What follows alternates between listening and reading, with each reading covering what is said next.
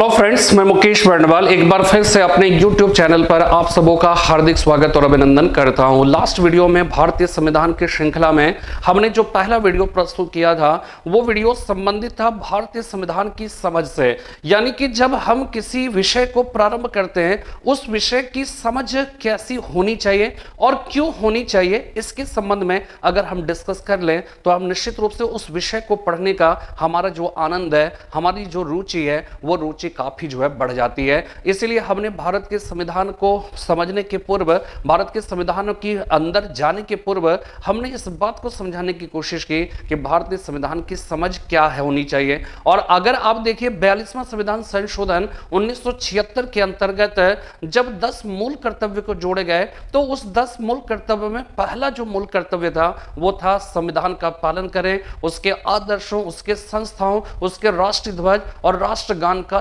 सम्मान करें। तो जब हम कहते हैं संविधान का पालन करना एक भारत के नागरिक के कर्तव्य की जिम्मेदारी है, उसका जो है वास्तव में कर्तव्य है, उसकी रिस्पॉन्सिबिलिटी है, तो जब संविधान को हम जानेंगे ही नहीं तो हम पालन कैसे कर सकते हैं, इसके संबंध में हमने आपको बताया। इसलिए हमारे देश का जो संविधान है वो संविधान ना सिर्फ जो है आईएएस और पीसीएस की प्रतियोगी परीक्षाओं में पूछे जाने की वजह से पढ़नी चाहिए, बल्कि इस वजह से भी पढ़नी चाहिए ताकि हम संविधान के आदर्शों को समझ सकें, हम उसे अपनी जिंदगी में अपना सकें, उसे डे टू डे लाइफ में अपना कर हम अपने देश की जो भविष्य है उस भविष्य को सुनहरे अक्षरों में लिख सके। इसलिए हमने पहला वीडियो उस पर बनाना उचित समझा। और मैं आपको बार बार यही कह रहा हूं कि अगर आप वास्तव में सचमुच में प्रतियोगी परीक्षाओं की तैयारी करते हैं तो किसी विषय के तथ्य में जाने के पूर्व उस विषय की समझ को जो है विकसित करने की कोशिश करिए, क्योंकि हमने आपको बार बार यह कहा कि प्रतियोगी परीक्षा की तैयारी यह स्नातक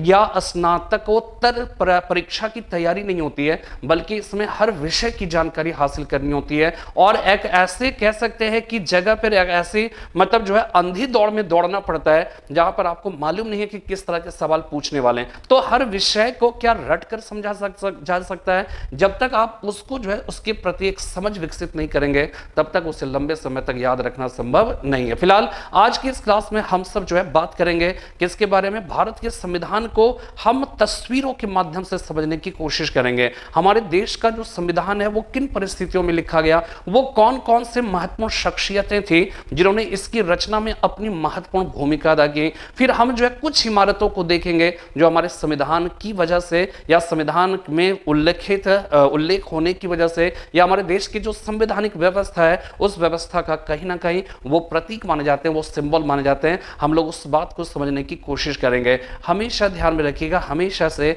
हमारी कोशिश रही है कि हम चीजों को तस्वीरों के माध्यम से, हम डायग्राम्स के थ्रू जो है प्रस्तुत करने की कोशिश करें, क्योंकि तस्वीरों के बारे में अक्सर ये बात कही जाती है कि एक तस्वीर 1000 शब्दों की बातों को अपने में समाहित किए रहता है। तो अगर हम तस्वीर को समझ लें, तस्वीर को अगर अपने मस्तिष्क में उसको स्थापित कर ले तो अक्सर जो है जब भी हमें उसके बारे में बोलने की जरूरत होगी हम उस तस्वीर की कल्पना करके उसको अपने मन मस्तिष्क में लाकर हम उसके बारे में बेहतर तरीके से एक्सप्लेन कर सकते हैं। तो आज की इस क्लास में भारत के संविधान का जो दूसरा वीडियो है उस वीडियो में हम लोग भारत के संविधान को इमेजेस के थ्रू जो है समझने की कोशिश करेंगे। तो यहां पर देखिए, यहां पर ये जो है आपको मालूम है कि ये पार्लियामेंट हाउस के सम्मुख जो है उसके पास जो है स्थित है ये सेक्रेटेरिएट है, ठीक है, सचिवालय, ठीक है। इसके बाद देखिए ये लाल किला है और ये 15 अगस्त का झंडा जो है वो फहराया गया है, ठीक है। आपको मालूम है कि हमारा देश जो है वो गणतंत्र भी है और लोकतंत्र भी है, ठीक है। दुनिया के बहुत सारे देश की बात करें, अगर ब्रिटेन की बात करें तो ब्रिटेन में लोकतंत्र तो है लेकिन गणतंत्र नहीं है। चाइना में अगर आप देखिएगा वहां पे गणतंत्र कुछ बहुत दिनों तक था, लेकिन अब जो है राष्ट्रपति शी जिनपिंग ने ऐसी व्यवस्था संविधान में वहां के स्वरूप में ऐसा परिवर्तन किया कि वो जब तक जिंदा रहेगा तब तक वो राष्ट्रपति रह सकता है, ठीक है। लेकिन वहां पर फिर भी जो है ऐसा माना जाता है कि राष्ट्रपति का वहां पे चुनाव होता है, तो वहां पे गणतंत्र है लेकिन वहां पे लोकतंत्र नहीं है, ठीक है। पाकिस्तान में लोकतंत्र की बात की जाती है लेकिन एग्जैक्टली वहां पे लोकतंत्र नहीं है। तो तमाम तरह की जो है वो क्या है कि इस तरह की व्यवस्था है, लेकिन हिंदुस्तान इन सभी देशों के बीच एक ऐसे देश के रूप में उभर कर आता है कि यह लोकतंत्र देश है, लोकतंत्र वाली व्यवस्था वाली देश है और और साथ में जो है यहाँ पे गणतंत्र भी है। तो गणतंत्र और लोकतंत्र की जब बात आती है, ठीक है, तो हम लोग सबसे पहले इसी चीज को डिफाइन करें कि वास्तव में गणतंत्र और लोकतंत्र में अंतर क्या होता है। गणतंत्र जो है वो क्या होता है, लोकतंत्र क्या होता है। यहां पे इस बात को समझिएगा कि लोकतंत्र को इंग्लिश में डेमोक्रेसी कहते हैं, ठीक है, इंग्लिश में उसको डेमोक्रेसी कहते हैं, और जो ग्रीक भाषा के शब्द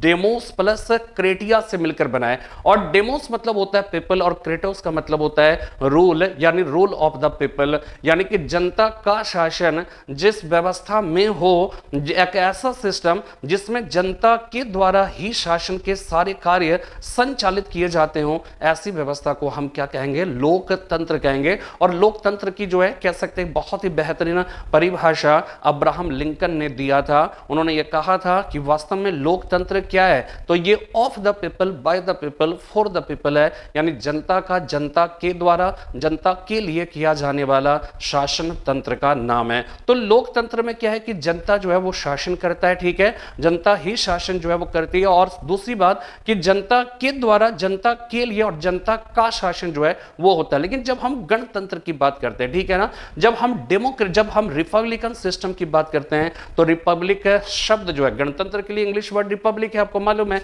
और रिपब्लिक जो वर्ड है ना, ध्यान ये रखिएगा कि वो लैटिन भाषी शब्द है, ठीक है, वो लैटिन भाषी शब्द है, जबकि डेमोक्रेसी ग्रीक भाषी शब्द है। जबकि गणतंत्र के लिए जो इंग्लिश वर्ड रिपब्लिक है, वो रिपब्लिक जो है वो क्या हो जाएगा, वो वर्ड किस तरह का वर्ड है, वो Greek word, sorry Latin word है। और रिपब्लिक जो शब्द है वो लैटिन भाषी शब्द रेस प्लस पब्लिका जैसे दो शब्दों के मेल से बना है। और रेस का मतलब होता है मैटर, और जबकि पब्लिका का मतलब होता है पब्लिक, यानी कि कॉमन पीपल, यानी कि आम लोगों के से संबंधित, आम लोगों से संबंधित एक तंत्र। अब यहां पे देखिए, जब यहां पर भी कॉमन पीपल है, लोकतंत्र में भी कॉमन पीपल है, फिर फर्क क्या है, फिर गणतंत्र और लोकतंत्र में फर्क क्या है। तो इसमें ध्यान रखिएगा, दो तरह का अर्थ जो है गणतंत्र का। और हिंदुस्तान में सबसे बड़ी बात है कि दोनों अर्थों में गणतंत्र को लिया जाता है। पहला अर्थ समझिएगा, जो प्रचलित अर्थ है, जो आप सब भी जानते होंगे। जब भी सवाल आपसे पूछा जाए कि भाई भारत गणतंत्र है, क्यों गणतंत्र है, तो हम सिर्फ एक जवाब जानते हैं, और वो जवाब ये होता है कि हमारे देश का जो संवैधानिक प्रधान है राष्ट्रपति, यानी राष्ट्रपति का जो पद है वो पद वंशानुगत नहीं है, वो जनता के द्वारा इनडायरेक्टली जो है वो क्या है कि चुनाव किया जाता है, ठीक है। ब्रिटेन गणतंत्र क्यों नहीं है, क्योंकि वहां का संवैधानिक प्रधान, वहां की जो महारानी या वहां का सम्राट या साम्राज्ञी जो है, उनका पद जो है वंशानुगत है, इसलिए वो गणतंत्र नहीं है, लेकिन लोकतंत्र है। हिंदुस्तान गणतंत्र है इसलिए है क्योंकि यहां पर जो है हमारे देश का जो संवैधानिक प्रधान राष्ट्रपति है, और उस राष्ट्रपति का पद जो है वो वंशानुगत नहीं है, जनता के द्वारा indirectly elected by the common people है, ठीक है ना। तो यहां पे ये हो गया। लेकिन ध्यान रखिएगा, ये मीनिंग तो है ही है, और ये बहुत ही प्रचलित मीनिंग है, और सामान्य तौर पे हर व्यक्ति जो है इस मीनिंग को जानता है। लेकिन यहां पर अगर गणतंत्र की जो वर्ड इंग्लिश वर्ड रिपब्लिक है, उसके अगर कह सकते हैं लैटिन भाषी शब्द से उसकी अगर व्युत्पत्ति के दृष्टिकोण से देखा जाए,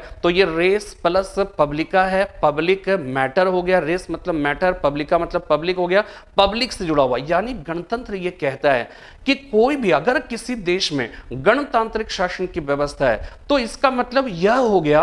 कि उस देश का शासक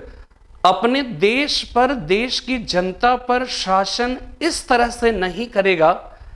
कि देश की जो संपत्ति है वो उसकी व्यक्तिगत जागीर है, बल्कि इस तरह से शासन करेगा कि जिस पर शासन के लिए उसे नियुक्त किया गया है वो आम जनों की संपत्ति है, और आम जनों की उस संपत्ति के प्रबंधन, उसके बेहतर संचालन के लिए आपको जो है जनता ने गद्दी पर बिठाया। तो ये जो बात है ना, ये बात बहुत ही रिमार्केबल है, जो ये कहता है गणतंत्र वास्तव में कह सकते हैं कि वो ये बार बार प्रेरित करता है शासन करने वाले जो शासक है उसको, ये कहता है कि तुम शासन जो कर रहे हो, जिस पर शासन कर रहे हो, वो तुम्हारा व्यक्तिगत जागीर नहीं है, बल्कि वो सर्वजन की संपत्ति है, और तुम उसका इस्तेमाल उसी रूप में करोगे कि सर्वजन का ज्यादा से ज्यादा कल्याण हो सके। अपने व्यक्तिगत स्वार्थ की पूर्ति के लिए आप उसका इस्तेमाल नहीं करेंगे। लेकिन इस तरह से भ्रष्टाचार, दुराचार कदाचार जो भी आप देखते हो कि इतना घोटाला हो गया, इतना घोटाला, ये घोटाला क्यों हो गया कि कहीं ना कहीं जब हम इस तरह की घोटाले की बात करते हैं तो इसका मतलब ये है कि हमने गणतंत्र की जो परिभाषा है,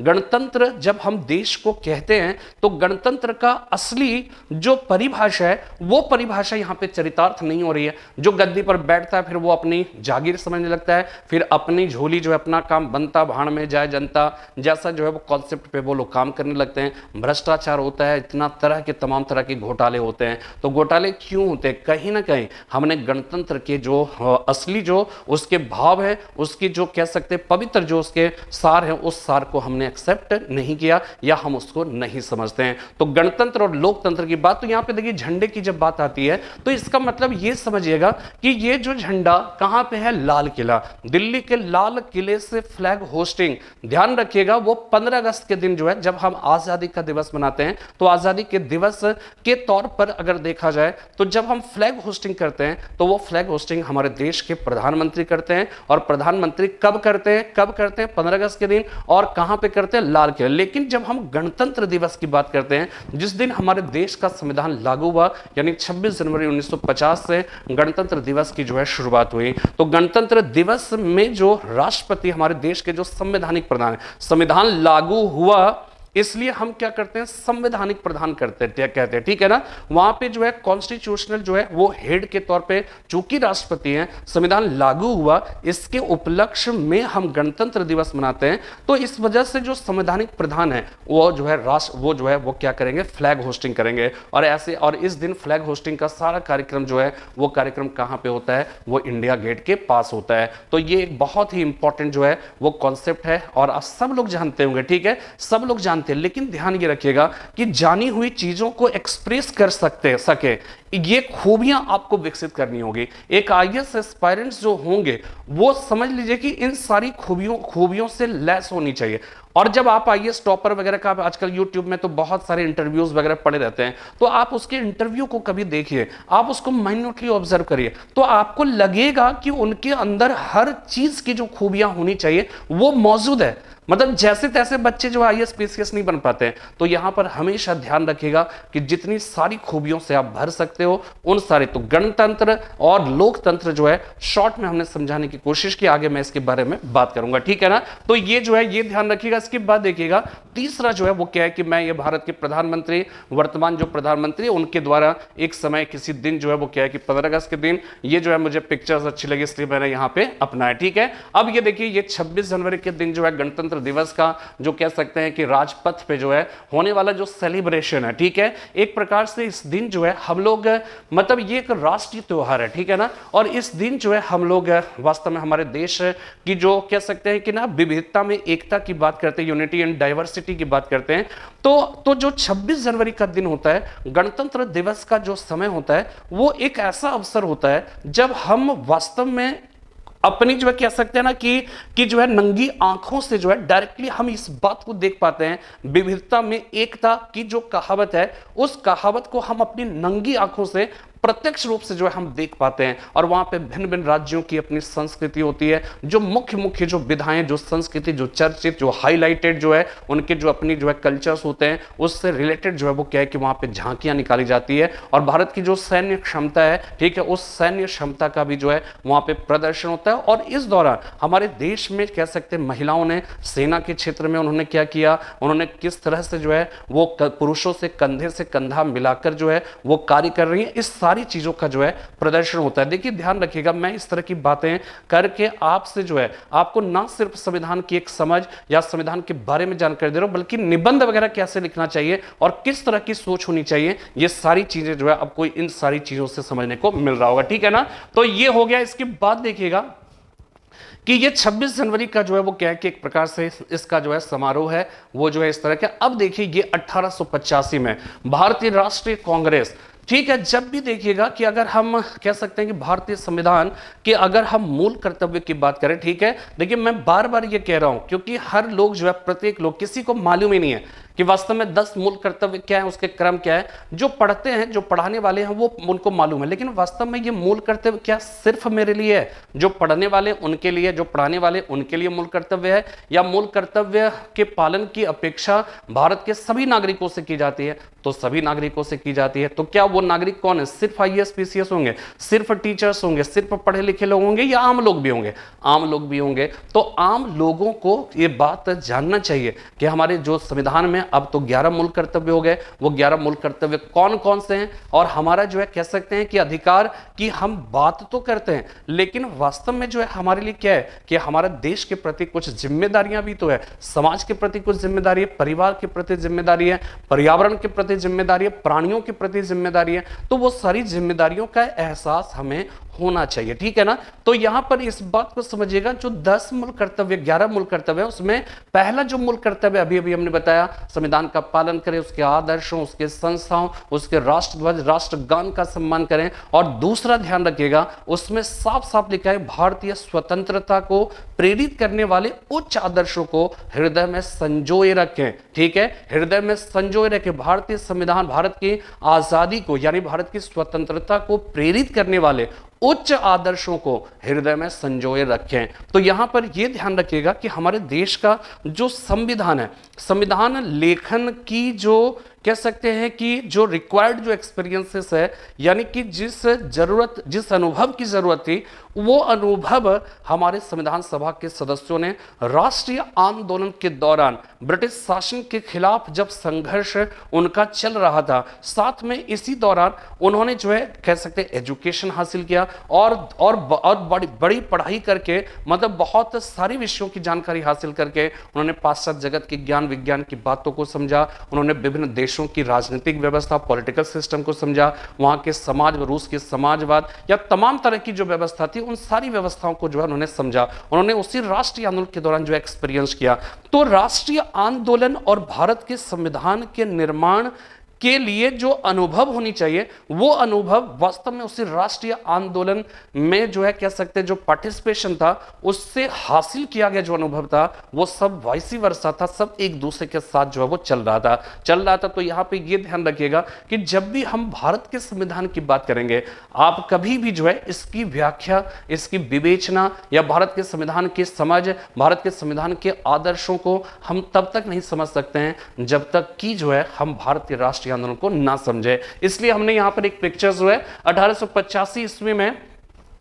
भारतीय राष्ट्रीय कांग्रेस की स्थापना के बाद जो है पहला अधिवेशन जो हुआ था बंबई के गोकुलदास तेजपाल संस्कृत भवन में, तो उस अधिवेशन से संबंधित एक बहुत ही ऐतिहासिक जो है ये पिक्चर्स है, और इसको हमने इसलिए संविधान में इसलिए शामिल किया क्योंकि यहीं से राष्ट्रीय कांग्रेस का इतिहास जो है वो प्रारंभ होता है, और राष्ट्रीय कांग्रेस का या और राष्ट्रीय आंदोलन का इतिहास भी प्रारंभ होता है, और धीरे धीरे इसी में हासिल किया गया जो अनुभव था, वो अनुभव के बटोरने की जो है वो कहानी प्रारंभ होती है, सिलसिला प्रारंभ होता है, और जिसको एक साथ जो है भारत के संविधान के लेखन की जब बारी आई तो वो बटोरे गए सारे अनुभव को उन्होंने वहां पर उड़ेल दिया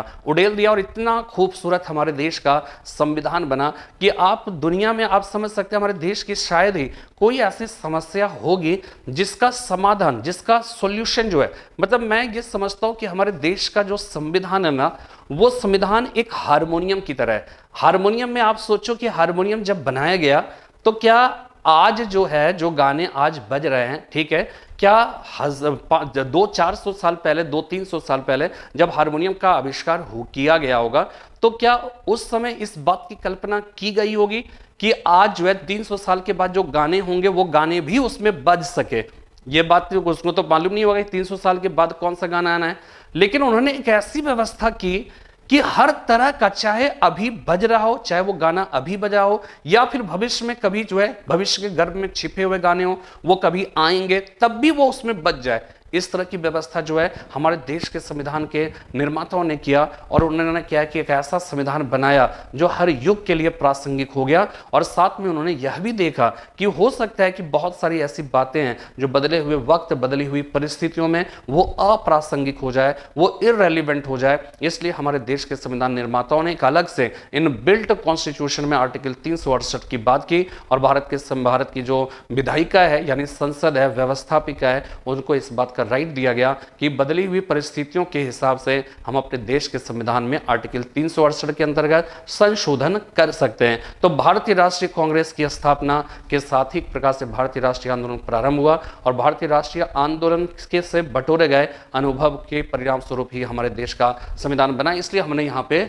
दिखाया। ठीक है, इसके बाद देखिएगा कि यहां पे देखिए संविधान सभा की अगर हम सदस्य, यहां पे गांधी जी, सरदार पटेल और जवाहरलाल नेहरू, ठीक है, मुख्य जो शख्सियत है यहां पे मौजूद है। ठीक है ना, यहां पे इस बात को ध्यान में रखिएगा कि भारत में जो संविधान सभा का गठन किया गया था भारत के संविधान की रचना के लिए, संविधान सभा के सदस्य महात्मा गांधी नहीं थे। ठीक है, महात्मा गांधी संविधान सभा के सदस्य नहीं थे, लेकिन यह ध्यान रखिएगा कि गांधी विचारों से प्रेरित जो कह सकते हैं गांधीवादी जो नेता थे, गांधीवादी जो महान व्यक्तित्व थे, वो संविधान सभा के सदस्य थे। तो संविधान सभा के सदस्य थे, इसलिए संविधान की अगर हम कह सकते हैं कि महात्मा गांधी भले ही संविधान सभा के सदस्य नहीं थे, लेकिन जो संविधान सभा के सदस्य थे, उन्होंने जब भारत के संविधान की रचना की जो है कह सकते हैं जब सिलसिला प्रारंभ किया, तो उन्होंने पूरी कोशिश की कि गांधी जी के सपनों का जो भारत था, जो उन्होंने हिंद स्वराज नामक अपने ग्रंथ में इस बात की जो है कल्पना की थी कि भारत का जो भावी भारत होगा, जो स्वतंत्र भारत होगा, वो कैसा होगा, किस तरह का भारत होगा, हमारे देश के संविधान निर्माताओं ने बहुत हद तक इसे जो है वो क्या है कि हमारे देश के संविधान में समेटने की कोशिश की, उसमें डालने की कोशिश की। और विशेषकर अगर आप देखिएगा नीति निदेशक तत्व, directive principles of state policy, यानी राज्य की नीति के निदेशक तत्व की अगर हम बात करें तो उसमें बहुत जो है कह सकते हैं गांधी जी के जो विचार थे, उन विचारों को उसमें अलग से जो है जगह देने की बात की गई, जैसे कुटीर उद्योग की बात है, या फिर जो है कह सकते हैं ग्राम पंचायतों की स्थापना की बात है, समान कार्य के लिए समान वेतन की बात की गई, निःशुल्क विधिक शिक्षा की बात की गई, ठीक है, पर्यावरण की सुरक्षा की बात की गई, गौ रक्षा की बात किया, ठीक है, हिंदू मुस्लिम एकता पर बल देने वाली जो पॉलिसी है उसकी बात की गई। तमाम तरह की जो है वो क्या है कि अंतर्राष्ट्रीय स्तर पे जो है एक बेहतर संबंध स्थापित करने की जो बात है वो है, कुटीर उद्योग की बात है, ठीक है, तमाम तरह की जो बातें वो नीति निदेशक तत्व में समेटने की कोशिश हुई। और केवल इतना ही नहीं, नीति निदेशक तत्व में ही नहीं, गांधी जी जिस कम्युनल हार्मोनी की बात करते थे, फंडामेंटल राइट्स के अंदर आर्टिकल 25 to 28 जो है उन्होंने उसमें जो है उसमें जगह दी गई, विधि के समक्ष समता की बात की गई। गांधी जी भी जो है ये चाहते थे धर्म, मूलवंश, जाति, लिंग या जन्म स्थान के आधार पर कोई भेदभाव नहीं हो। गांधी जी भी एकता और अखंडता के लिए ही तो जो है उन्होंने सर्वस्व न्यौछावर दिया। अब एकता और अखंडता हमारे संविधान की विशेषता थी, लेकिन उस एकता और अखंडता को जिन्होंने अक्षरशः पालन किया, जिन्होंने विभाजन को अस्वीकार कर दिया, जिन्होंने कहा था विभाजन हमारी लाश पे होगी, मेरी लाश पे होगी, ठीक है, अब ये बात आप कह सकते हो, उसके लिए अलग से डिस्कशन उसका रिक्वायरमेंट होगा, ठीक है, उसको अलग से एक्सप्लेन किया जाएगा। गांधी जी जब बोल रहे थे बार बार की जो है कि विभाजन मेरी लाश पे होगी, तो विभाजन भी हो गया और गांधी जी को कुछ हुआ भी नहीं, ठीक है, गांधी जी जीते रहे। आप इस तरह के आरोप प्रत्यारोप कर सकते हैं, लेकिन गांधी जी ने भी जो है वो क्यों सरेंडर कर दिया, क्यों खामोशी से स्वीकार कर लिया, या क्यों नहीं उसका खुलकर विरोध किया, जबकि अक्सर हर बार जो है वो क्या है कि गांधी जी के विचारों के अनुसार 1942 का भारत छोड़ो आंदोलन इसका बेहतरीन एग्जाम्पल है, जो जवाहरलाल नेहरू और मौलाना आजाद नहीं चाहते थे, लेकिन गांधी जी ने उनका प्रोटेस्ट करके, विरोध करके उन्होंने अपना आंदोलन जो है वो चलाया था। तो फिर यहाँ पे कोई मूवमेंट, यहाँ पे कोई फास्टिंग क्यों नहीं कर रहे थे, जब उनको लग रहा था विभाजन समस्या का समाधान नहीं है, और जब आप ये बात कह दिया कि विभाजन मेरी लाश पे होगी, तो फिर ऐसा किया क्यों नहीं, आपने क्यों नहीं उसका प्रोटेस्ट किया, इसका एक अलग से एक्सप्लेनेशन की मांग है, ठीक है ना। ये मतलब इस वीडियो में संभव नहीं है, ये एक बहुत बड़ा एक्सप्लेनेशन है, और इसके बारे में मैं जो किताब जब भेजूंगा तो उसमें देखिएगा भारत की आजादी के लास्ट में जो है विभाजन और आजादी का द्वैत पर एक अलग से चैप्टर हमने लिखा है, उसमें आपको इसका जरूर जो है जवाब मिलेगा। तो फिलहाल बात यहां पे समझ में आ रही है। तो गांधी जी जो है वो क्या है कि अगर हम अपने देश के संविधान की बात करें तो संविधान की जो है कह सकते हैं कि हर बात जगह पे कुछ एक बातों को छोड़ दिया जाए तो करीब करीब गांधी जी के सपनों के भारत की जो कल्पना थी और साथ में उनकी जो सोच थी उस सोच को रिफ्लेक्ट करने की कोशिश हुई, बावजूद इसके कि गांधी जी संविधान सभा के सदस्य नहीं थे, ठीक है ना। तो यहां पे हो गया, बाकी जवाहरलाल नेहरू थे, सरदार वल्लभ भाई पटेल जो है ये सब उस संविधान सभा के सदस्य जो है वो थे, ठीक है ना। इसके बाद देखिएगा एक बहुत ही इंपॉर्टेंट जो है ये पिक्चर्स है, ठीक है। ये आप समझ जाइए टू नेशन थ्योरी प्रस्ताव के जो है वो क्या है कि यहाँ पे एक मोहम्मद अली जिन्ना हो गए, जो पाकिस्तान जो है वो चाहते थे। जवाहरलाल नेहरू जो है वो क्या है कि हिंदू राष्ट्र, देखिए विभाजन की अगर हम बात करें तो विभाजन तो टू नेशन थ्योरी के प्रस्ताव के अंतर्गत हुआ। 1940 ईस्वी में 23 मार्च 1940 ईस्वी में मुस्लिम लीग का लाहौर अधिवेशन होता है, और वो जो है वो कह सकते हैं कि मोहम्मद अली जिन्ना उसके अध्यक्ष होते हैं। और उसमें क्या होता है कि उसमें एक प्रकार से टू नेशन थ्योरी का प्रस्ताव पारित हुआ, यानी कि उसका मतलब ये हो गया कि हिंदू और मुसलमान दो अलग अलग राष्ट्र हैं, ठीक है। उन मुसलमानों को अलग राष्ट्र दे दिया जाए, हिंदुओं को अलग राष्ट्र दे दिया जाए, इन दोनों के बीच किसी तरह का मेल संभव नहीं है, बेहतर होगा दोनों को अलग अलग देश दे दिया जाए। 1947 में हिंदुस्तान का विभाजन हो गया, मुस्लिमों के लिए जो है एक अलग राष्ट्र बना, हिंदुओं के लिए अलग अलग राष्ट्र नहीं बना, और उसको एक सेक्युलर नेशन के रूप में तब्दील कर दिया गया। तो यहां पे देखिएगा कि माउंटबेटन जो है वो क्या है कि वो एक प्रकार से मोहम्मद अली जिन्ना इस मामले में सफल रहे कि उन्होंने अपना एक अलग राष्ट्र बनाया, ठीक है। हिंदुस्तान में जवाहरलाल नेहरू जो है उस समय एक प्रकार से कह सकते हैं कि उन्होंने इस बात को समझा कि हमारे देश वास्तव में जो है वो क्या है कि सेक्युलरिज्म का पालन करना चाहिए, ठीक है। सो कोल्ड सेक्युलरिज्म की बात मत करिए, लेकिन वास्तव में अगर सच्चे अर्थों में सेक्युलर नेशन की अगर हम बात करते हैं और उसको अगर अनुपालन किया जाए, किसी के प्रति तुष्टीकरण की पॉलिसी का पालन ना किया जाए, पॉलिसी ऑफ अपीजमेंट का पालन ना किया जाए, तो निश्चित रूप से धर्मनिरपेक्षता एक बहुत ही अच्छा कॉन्सेप्ट है, और ऐसा ही होना चाहिए जहां पर आप कह सकते हो कि जहां पे बहुलता है, प्लूरलिज्म का जो कॉन्सेप्ट है, ठीक है ना, जहां पर जो है जहां पर हम कंपोजिट कल्चर की बात करते हैं। अगर आप भारत के संविधान के मूल कर्तव्य देखिए, मैं आपको बता रहा हूं कि एक फंडामेंटल ड्यूटीज का कितनी जगह पे इस्तेमाल हो सकता है अगर आपने रट लिया, तो आप देखिएगा कि भारत में जो छठा मूल कर्तव्य है उसमें सामाजिक संस्कृति की बात की गई है। पांचवा जो मूल कर्तव्य है उसमें सामाजिक समरसता और समान भ्रातृत्व की भावनाओं के विकास की बात की गई है। तो अगर उस हमारा मकसद अगर ऐसा है और हम देश में, अपने देश में हम ये चाहते हैं कि प्लूरलिज्म जो है वो जिंदा रहे, बहुलवाद जो है वो जिंदा रहे, तो ऐसी स्थिति में हमें जाहिर सी बात है कि अगर हम इसे हिंदू राष्ट्र बनाते तो उसमें इस तरह की जो है बातों को हम सामाजिक समरसता की स्थापना या सामाजिक संस्कृति की स्थापना की जो एक कह सकते हैं कि जो एक स्वाभाविक जो फीलिंग है, मैं ये नहीं कह रहा हूं कि अगर हो जाता तो नहीं होता, ऐसा भी नहीं है, ठीक है ना। जितने भी ईसाई राष्ट्र हैं वहां पे भिन्न भिन्न अन्य धर्म के लोग भी रहते हैं, सब अच्छे से रहते हैं, ऐसा कुछ नहीं है कि वहां पे जबरदस्ती है। लेकिन फिर भी मैं ये समझता हूं कि इसका जो है वो क्या है कि अगर सेक्युलर नेशन का कॉन्सेप्ट अगर लागू हुआ तो उससे कहीं ना कहीं हमारे जो प्लूरलिज्म है, हमारी जो बहुलतावाद है, हमारी जो कंपोजिट कल्चर है, सामाजिक संस्कृति है, हमारी सामाजिक समरसता की जो बात की जाती है, हमारे यहाँ जो समान भ्रातृत्व की भावनाओं की बात की जाती है, हमारे यहाँ जो जेंडर इक्वालिटी की बात की जाती है, religiously there will be no any differences on the basis of caste, creed, religion,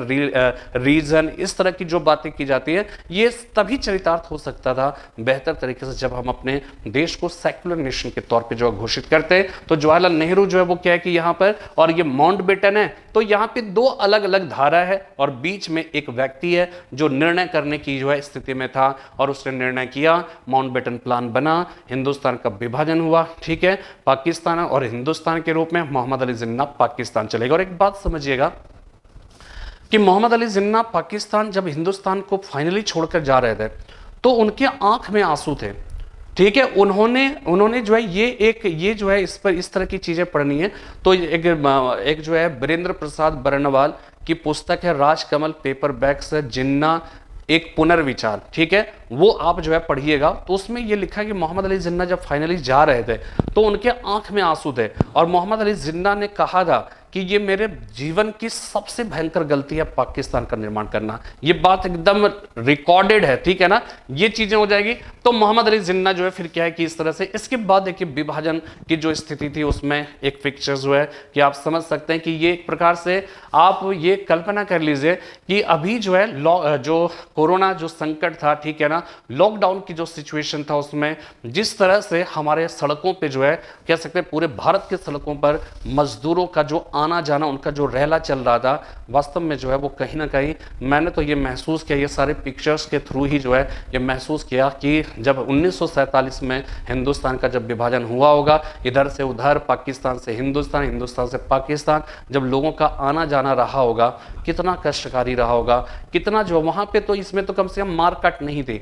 इसमें जो भी थी भूख प्यास थी, ठीक है, तो गर्मी थी, फिर उसके बाद परेशानी थी, पैरों में छाला, यहाँ पे तो कम से कम कोई मार काट वाली स्थिति नहीं थी। लेकिन जब 1947 का विभाजन हुआ, ना सिर्फ जो है घरों का कह सकते हैं कि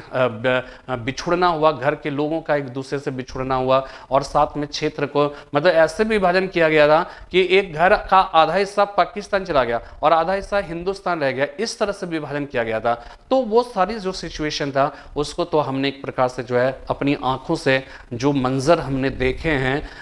लॉकडाउन के सिचुएशन में, मजदूरों के पैरों के पे पड़े उस छालों को देखा है, उनके कष्ट को जो हमने समझा है, महसूस किया है, मुझे ऐसा लगता है कि ये वास्तव में 1947 के जो विभाजन के समय की परिस्थितियां थी, वो परिस्थितियां कुछ ऐसी और बल्कि और भी भयंकर जो है वो रही होगी। ठीक है, तो ये सिचुएशन था। इसके बाद देखिएगा कि यहां पे देखिए रेल वगैरह, ट्रेन वगैरह सब जो है चल रही थी, ठीक है ना। ये विभाजन, अब देखिए आजादी के समय का जो है सिचुएशन, समय की परिस्थितियां देखिए, उस समय ब्लैक एंड व्हाइट, मतलब उस समय कह सकते हैं कि फोटोज जो है, पिक्चर्स कलर्ड नहीं बन पाते थे, ठीक है ना, ब्लैक एंड व्हाइट ही था, और लोग जो है वो क्या है कि कितने खुशहाल थे। और ये बहुत छोटी सी बात नहीं थी, ठीक है ना, ये बहुत ही महत्वपूर्ण बात थी भारत की आजादी का, जब माउंटबेटन ने पूरा जो है सारे लोगों से बातचीत करके माउंटबेटन प्लान बनाया और आजादी की दिवस तारीख के तौर पे 15 अगस्त जो है नियुक्त किया था। तो 14 अगस्त की रात को जवाहरलाल नेहरू ने एक बहुत ही ऐतिहासिक भाषण दिया था, और वो भाषण जो है नियति से मिलन,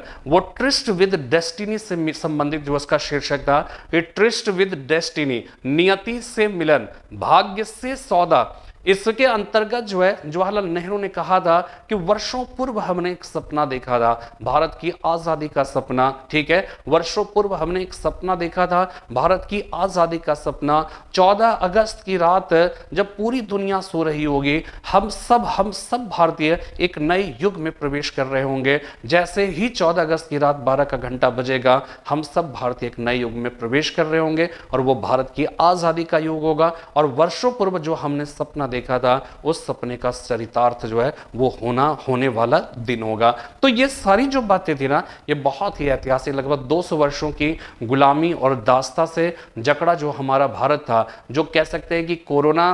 पेशेंट की तरह जिनको सांस लेने में दिक्कतें आने लगती है, ठीक है ना, जस्ट लाइक उसी तरह का भारत जो है लगभग 200 सालों तक कह सकते हैं कि वो गुलामी की दास्ता उसकी जंजीरों से जकड़ा रहा, वो कुढ़ता रहा, वो उसका दम घूंटता रहा, ठीक है। लेकिन 1947 में हमारा देश आज़ाद हुआ, ठीक है। तो आज़ादी के समय की जो परिस्थितियां थी, जो खुशी थी, इन तस्वीरों में आप इस बात को महसूस कर सकते हैं। और इस बात को आप महसूस करिए कि कितने मतलब जो है कह सकते हैं कि सौभाग्यशाली वे लोग रहे होंगे जिन्होंने आजादी के पहले की जो कह सकते हैं जुल्मों सितम थे अंग्रेजों का, जिसको उन्होंने झेला था, और आजादी के बाद के सिचुएशन में उन जुल्मों सितम से एक प्रकार से मुक्ति मिली होगी। तो ये सौभाग्यशाली मैं इस बात के लिए कहता हूं, मैं तो इसके तो बाकी दुर्भाग्यपूर्ण बात है, लेकिन सौभाग्यशाली इसलिए कि देखिए दो तरह के,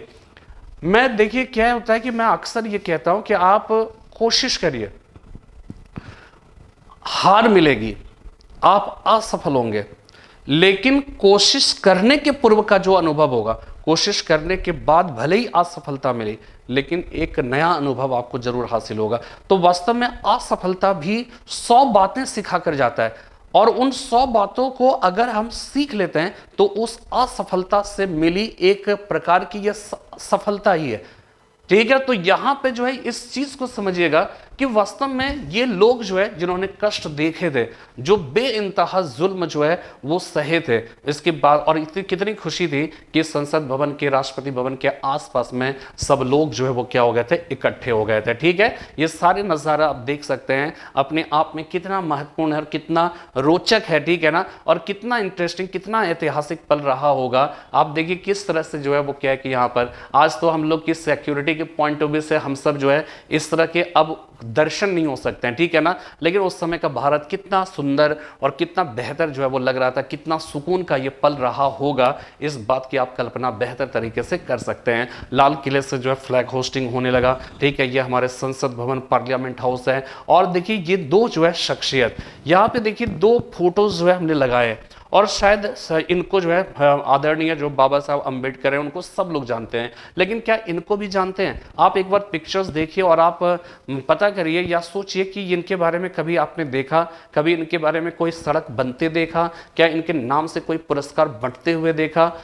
लेकिन फिर भी जो है, लेकिन आपके मन में आ गया भाई क्यों बटे, कौन है ये महान, कितने महान है जो इनके नाम से सड़क कब बना जाए, ठीक है ना। तो ध्यान रखिएगा ये है BN राव। हम अक्सर सुनते हैं भारतीय संविधान सभा के सलाहकार कौन थे? BN राव। और BN राव के बारे में बात समझिएगा, यहाँ पे दोनों का हमने इसलिए दिखाया, यहाँ पे किसी को छोटा और किसी को बड़ा करने की बात नहीं है, यहाँ पर मैं ये दिखा रहा हूं कि इन दोनों का कितना बड़ा कंट्रीब्यूशन था। लेकिन इनके कंट्रीब्यूशन को हम सब जो है वो कह सकते हैं रिकॉग्नाइज करते हैं, बट इनके कंट्रीब्यूशन को रिकॉग्नाइज नहीं कर पाते हैं। ये BN राव है, हमने इनको अपने लेक्चर्स में इसलिए जगह दी ताकि आप सब देखिए, आप महसूस करिए और आप उस व्यक्ति के योगदान को आप महसूस करिए, समझिए, जिनके योगदान को हम सब भुला दिया, हमने भुला रखा है, उनका चेहरा याद नहीं है, उनके नाम से कहीं किसी तरह का पुरस्कार नहीं है। और ये BN राव हैं, बेनेगल नरसिंह राव, इनको संविधान सभा का संवैधानिक सलाहकार बनाया गया।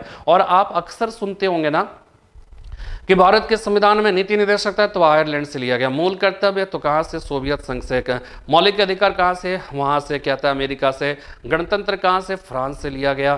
उसके बाद संविधान संशोधन कहाँ से लिया गया? दक्षिण अफ्रीका से लिया गया। तमाम तरह की जो है बातें इस तरह से सुनते होंगे, ठीक है। कभी आपने सोचा है कि ये पढ़ा किसने? कौन उन सारे देशों में जा जाकर उनके राजनीतिज्ञों से मिले और कह सकते हैं संविधान को खंगाला, पढ़ा और ये जाना कि हिंदुस्तान में क्या प्रासंगिक है, क्या रेलिवेंट है, क्या क्या चीजें लेनी चाहिए? किसने किया ये काम? याद रखिएगा कि वे BN राव ही थे। इन्होंने ही जो है देश दुनिया के भिन्न भिन्न क्षेत्रों में उन्होंने यात्रा की, लोगों से मुलाकात की, राजनीतिज्ञों से बातचीत की, और फिर उन्होंने ही जब बाबा साहब अंबेडकर प्रारूप समिति के अध्यक्ष बने, जो कह सकते हैं कि जो कहते हैं कि जो प्रारूप समिति ड्राफ्टिंग कमेटी के जब अध्यक्ष बने, तो ड्राफ्टिंग कमेटी का काम क्या था आपको मालूम है? उस ड्राफ्टिंग कमेटी का काम था, BN राव ने जो एक भारत के संविधान की मोटे तौर पर जो है रूपरेखा तैयार किया था, पहले से ही तैयार कर लिया था BN राव ने, और उन्होंने जो है फिर क्या है प्रारूप समिति को दिया, और प्रारूप समिति ने उस पर विचार विमर्श फिर किया, और फिर उसके बाद उसमें जो भी संशोधन या करना था उसके बाद फिर वो संविधान सभा में रखा गया, और संविधान सभा के सदस्यों ने फिर उस पर विचार किया, और उसमें जो भी संशोधन होता था वो संशोधन करके फिर उसको जाके फिर संविधान का निर्माण हुआ। समझ में बात आ रही है ना? कि यहां पर आप इसको समझिएगा, 3 लेवल है। पहला हो गया BN राव की जो ड्राफ्टिंग थी, जो उन्होंने भिन्न भिन्न देशों से जो है वो क्या कि प्राप्त जो अनुभव था वो जो है उसको करके एक ड्राफ्ट तैयार किया था हिंदुस्तान के संविधान का। फिर वो ड्राफ्ट जो है किनको दिया गया? प्रारूप समिति को दिया गया, जिसके अध्यक्ष बाबा साहब अम्बेडकर थे। बाबा साहब अम्बेडकर ने उसकी चर्निंग की, उस पर विचार विमर्श किया, उसमें कुछ ऐड किया, कुछ उसमें कट किया, ठीक है। इसके बाद ये प्रारूप समिति ने जो फाइनल रूपरेखा तैयार की वो फिर उसे संविधान सभा के बीच रखा गया। संविधान सभा के सदस्यों ने उस पर विचार विमर्श किया, जो भी उसमें संशोधन था, और जब वो संशोधन सब खत्म हो गया, जब वो जो भी संशोधन करना था वो सब हो गया, तब जाकर फाइनल ड्राफ्ट के रूप में जो है, यानी कि पहला दूसरा तीसरा, उसके बाद छनकर फिर चौथे स्टेज में हम सब के लिए जो है वो संविधान तैयार हो गया। तो ये सारी जो कोशिशें हैं ना, ये बहुत इंपॉर्टेंट है। और बाबा साहब अम्बेडकर के साथ साथ BN राव की जो भूमिका है, वो भूमिका को भी हमें नहीं भूलना चाहिए, और हमें लगता है इनके नाम से कोई ना कोई पुरस्कार होना चाहिए और कोई ना कोई जगह, ताकि हम सब याद रखें। ये संविधान सभा का सेंट्रल हॉल है, मैं यहाँ पे गया भी हूँ, ठीक है ना, यहाँ पे गया हूँ, ये है सेंट्रल हॉल, ठीक है, ये सेंट्रल हॉल है। और संविधान सभा वास्तव में क्या है कि वहाँ पर 3 तरह के कक्ष होते हैं, एक लोकसभा का, एक राज्यसभा का, और एक सेंट्रल हॉल है। सेंट्रल हॉल में क्या होता था कि लोकसभा राज्यसभा का अगर ज्वाइंट सेशन होता है आर्टिकल 108 के अंतर्गत, तो वो ना तो लोकसभा की कैपेसिटी अगर आप देखिएगा, आपको शायद पता होगा कि अब हम लोग देश में मतलब जो है क्या है कि आपको पता होगा कि जो भी जनगणना वगैरह सॉरी लोकसभा के जो सीटों की संख्या है वो 1970 के जनगणना के आधार पर है, ठीक है ना। तो वो जो है वो क्या है कि वो क्यों नहीं उसको बढ़ाया गया, क्यों नहीं उसको आगे, क्योंकि अगर हम आगे जो है पॉपुलेशन सेंसस के आधार पे अगर निर्धारित करेंगे तो पॉपुलेशन तो जो नंबर ऑफ सीट्स हैं वो सीट्स जो है वो बढ़ेंगे। अभी लोकसभा राज्यसभा में जो है जगह जो है वो वास्तव में 545-50 सदस्यों के ही बैठने लायक है और राज्यसभा में उससे कम है। तो ऐसी स्थिति में क्या है कि अगर बढ़ा देंगे तो अभी हमको एक नया और वास्तव में बढ़ाना भी पड़ेगा, ठीक है ना। वो जो है 2026 तक ऐसा रहना, ठीक है, उसको बढ़ाना भी पड़ेगा। तो फिर हम लोग को अभी सोचना पड़ेगा, देश को जो है सरकार को सोचना पड़ेगा कि वो कैसे जो है वो उसको कैसे एक्सपेंशन किया जाएगा या किस जगह पे ले जाना होगा। तो यहां पर इस चीज को समझिएगा कि अभी क्या होता है कि लोकसभा में इतनी कैपेसिटी नहीं है कि राज्यसभा के सदस्यों के साथ अगर विचार विमर्श करना हो तो राज्यसभा के सारे सदस्य लोकसभा में बैठ जाएंगे, या राज्यसभा में तो है ही नहीं कि लोकसभा के सारे, तो इनके लिए एक सेंट्रल हॉल जो है वहीं पर ज्वाइंट सेशन होता है, इसमें लोकसभा राज्यसभा के सदस्य बैठ जाते हैं और उसी सेंट्रल हॉल में संविधान सभा के सदस्यों ने बैठकर उन्होंने भारत के संविधान की जो है रूपरेखा तैयार की थी, ठीक है। ये सब संविधान सभा के सदस्य हैं, ठीक है, यह सब ऐतिहासिक फोटो है। और देखिए इन्हीं परिस्थितियों में जब हमारे देश का संविधान जो है वो लिखा जा रहा था, 30 जनवरी 1948 ईस्वी को महात्मा गांधी की जो है वो हत्या कर दी गई, ठीक है, हत्या कर दी गई। अब देखिए मैंने ये पिक्चर्स इसलिए लिया क्योंकि हत्या के बाद जब उनकी हत्या हो गई उस समय हमारे देश के संविधान का निर्माण का काम चल ही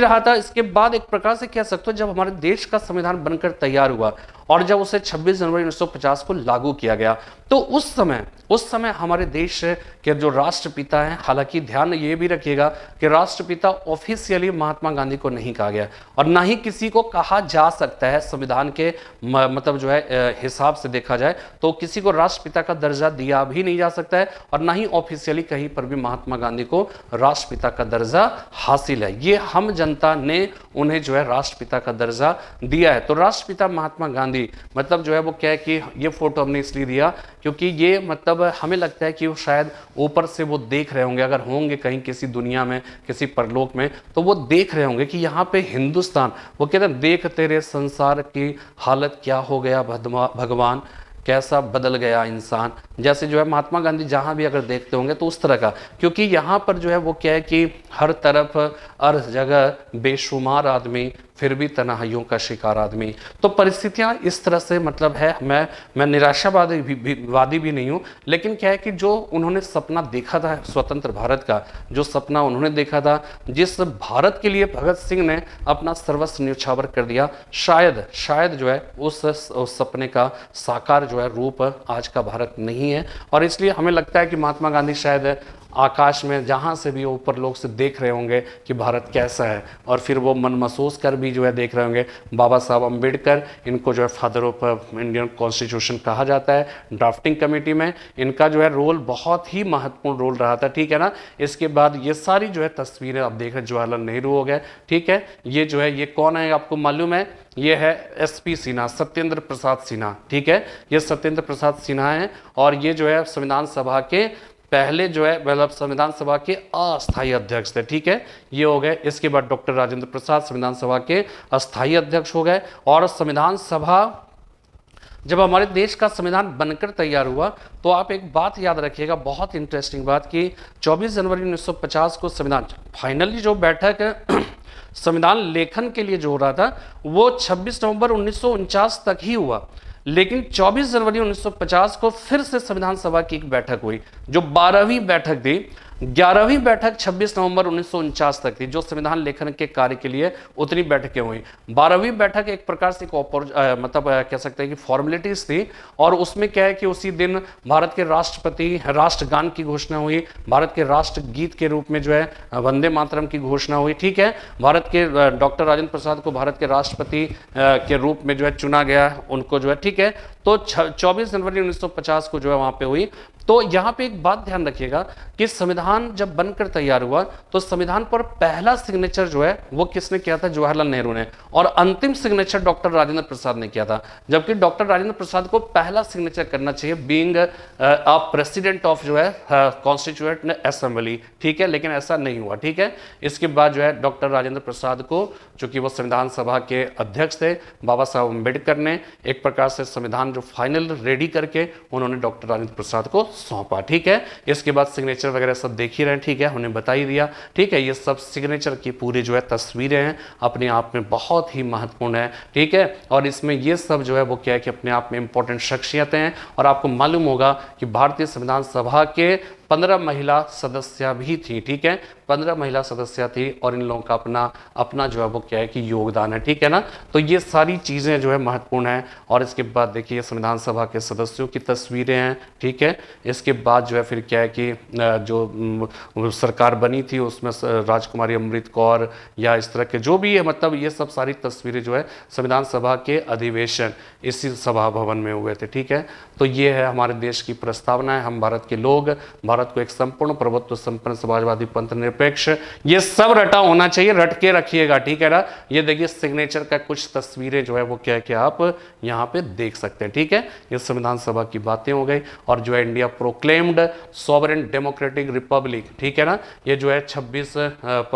जनवरी 1950 को जो है ये चीजें जो है प्रकाशित हुई थी, ठीक है। तो ये सब चीजें हैं और ये हमारे संविधान संसद भवन का जो है ये तस्वीर है। ये वी द पीपल, ये अमेरिका के संविधान से लिया गया, ठीक है। और इसके बाद भारत के संविधान ने बहुत सारे मतलब जो है सफर तय किए हैं। इमरजेंसी 1975 का, फिर आर्टिकल 370 का हटना, ठीक है। और चुनाव समय समय पर होते रहना, विश्व का सबसे बड़ा जो है चुनाव होता है भारत निर्वाचन आयोग। इस तरह से जो है ये वास्तव में तस्वीरों के माध्यम से हमने भारत के संविधान को समझाने की कोशिश की। और उम्मीद करता हूं कि आप सब इस बात को समझे होंगे, आप लोगों को एक बड़ा अलग तरह का अनुभव मिल रहा होगा, अलग तरह का एक्सपीरियंस मिल रहा होगा। ध्यान रखिएगा कि कोई बात आप सुनते हो और वो मन को अच्छा लग जाता है ना, तो बहुत लंबे समय तक याद रहता है। और जब आप निबंध वगैरह लिखोगे ना, आप कोई आंसर लिखेंगे क्वेश्चन, तो ये सारी बातें याद आएंगी आपको। और ये आने वाले समय में देखिएगा, आप कहेंगे हम सब कहाँ रहेंगे, हम लोग सब साथ में ही रहेंगे, वीडियोस पढ़े रहेंगे, आप ज़रूर कहोगे, ज़रूर याद करेंगे। तो मैं उम्मीद करता हूँ कि मेरी ये पेशकश आपको पसंद आई होगी। हम सब जो है फिर एक नई वीडियो की ओर अग्रसर होंगे। कल हम लोग फिर से बात करेंगे, तब तक के लिए जय हिंद, जय भारत।